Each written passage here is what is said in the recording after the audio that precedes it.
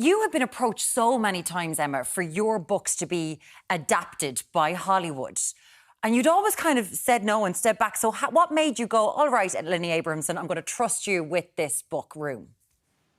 Well, there's a lot to be said for a really polite, humble, incredibly articulate and intelligent letter, boys and girls. Wow. So Lenny sent me a 10-page letter saying, you don't know me, you'll never have heard of me. This is the film I would like to make of your book. And, you know, it was irresistible. And that was the film he made of the book.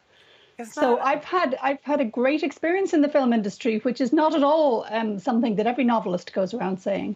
Isn't that amazing to think that even Lenny Abrahamson goes out there and writes a 10-page letter?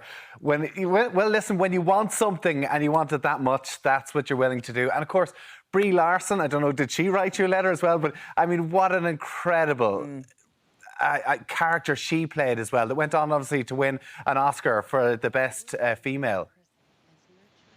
That's right, and it was lovely to me to make Room as an Irish-Canadian film and to feel, you know, both my countries, the one I'm from and the one I live in now, got to be part of making that. And so then to make my next film, The Wonder, with Element Pictures in Ireland again, and this time to film it on the landscapes of my childhood, you know, like Wicklow and the Sally Gap and the old military road. It's just couldn't be more satisfying to me. Because this adaptation, Lenny is taking control of this as well. So obviously got along very well. But as a writer, because you do screenwrite as well, you're involved with it. What's it like handing over that control of what is your baby?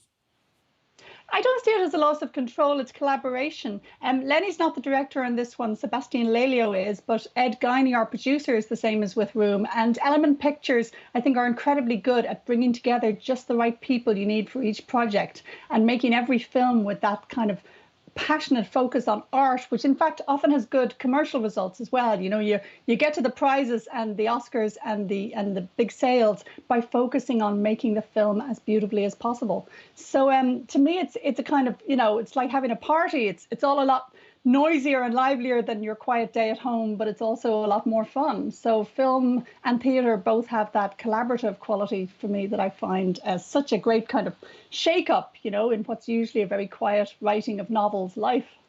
As we can see there as well, we just saw a picture of Florence Pugh, who's the lead, who is in The Wonder, and she was here filming and everyone was looking at that.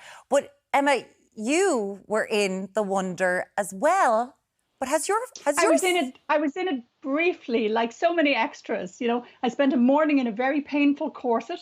I got to be in a scene with Ciarán Hinds. I was one of the many, you know, owl ones outside a church trying to talk to the priest after mass. Sadly, that scene didn't make it into the beautiful final cut, but it was a great experience. And to realise how every film is made through the labour of so many extras. So they caught the writer. So they cut you out.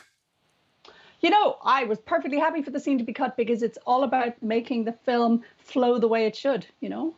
All right. I know, I'd be like, where's it going? I'd still be the writer, exactly. I demand that I'm going to... Listen, fair play to you. I mean...